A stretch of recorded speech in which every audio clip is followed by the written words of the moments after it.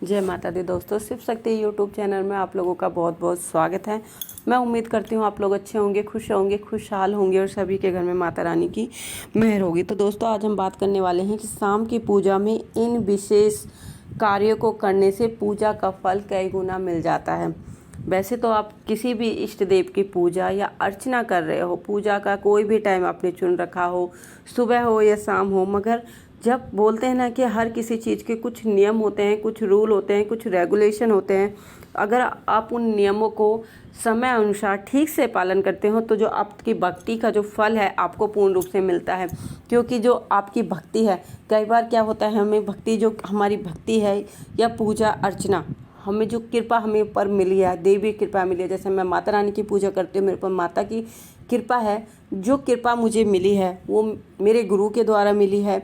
और आपके पास जो कृपा है या तो आपके गुरु के द्वारा आपको मिली है या आपने खुद अपनी पूजा जप मंत्र से भगवान जी को खुश कर कर वो कृपा आपने ली है।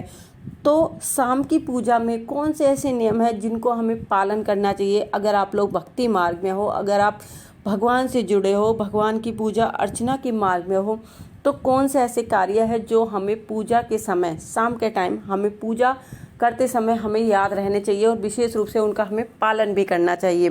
तो चलिए दोस्तों, मैं आपको बताती हूँ। सबसे पहले आप लोग पूजा करते हो तो पूजा करते समय, अगर आप शाम की पूजा कर रहे हो तो पूजा करने के बाद आपको आरती ज़रूर करनी है।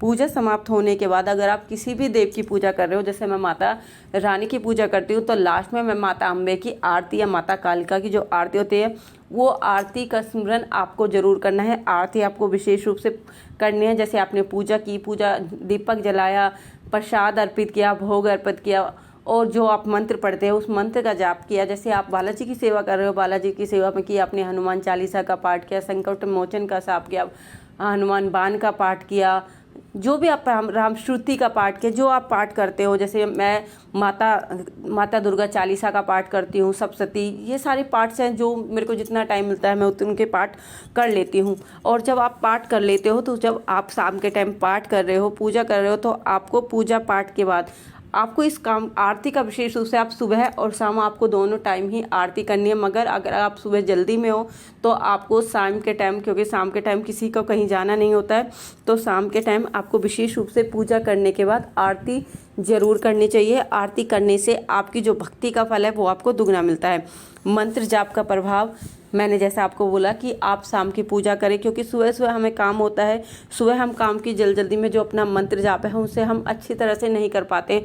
हाँ, आज की भागा दौड़ ज़िंदगी में हम कर तो लेते हैं मगर उसे हमारे दिल को शांति नहीं मिलती है। जो हम पूजा पाठ या अर्चना का टाइम हम दे रहे हैं वो हमें मिल नहीं पाता है। और जो मंत्र जाप का प्रभाव है वो क्या होता है, हमारे ऊपर दुगना होता है। क्योंकि जब हम सुबह पूजा पाठ करते हैं, हम मंत्र जाप करते हैं, तो हम अपने कामों पर या अपने किसी न किसी काम के रूप में हम बाहर निकल जाते हैं। मगर जब शाम के टाइम हम मंत्र जाप करते हैं या किसी भी चालीसा का पाठ करते हैं, तो उसके बाद हम कहीं बाहर नहीं जाते। जो शक्ति जागृत होती है वो हमारे तक ही सीमित रहती है और वो हमारे अंदर समाहित हो जाती है। और इस प्रकार जो पूजा का फल है वो हमारे पास क्या हो जाता है, डबल हो जाता है, दुगना फल हमें प्राप्त होता है। और सूर्य वंदना ना करें। जब भी आप शाम के टाइम पूजा कर रहे हो, सूर्य को अस्त हो जाने के बाद, जब सूर्य छिप जाता है उसके बाद आपको सूर्य वंदना का पाठ या सिमरन नहीं करना है। यह शुभ नहीं माना जाता है। इससे आपकी पूजा का फल जो है खंडित होने का डर होता है। इसलिए आपको शाम के टाइम में विशेष रूप से ध्यान रखना चाहिए कि शाम के समय आपको सूर्य वंदना ना करें, ना सूर्य जी को जल अर्पित करें। आप सुबह सूर्य जी को जल अर्पित करते हैं जब सुबह सूर्य निकलता है उस समय। और तुलसी का पत्र ना तोड़ें। कई बार कई लोग ये गलतियां कर देते हैं, वो जाने अनजाने में ये गलतियां करते हैं। आप जब भी आप शाम को पूजा करें, अगर आपको भोग लगाना है, भोग में अगर आपको तुलसी का पत्ता डालना भी, जैसे भगवान विष्णु जी को तुलसी का पत्ता प्रिय है और सारी जो पवित्र कार्य होते हैं उनमें तुलसी के पत्ते का भोग लगाया जाता है।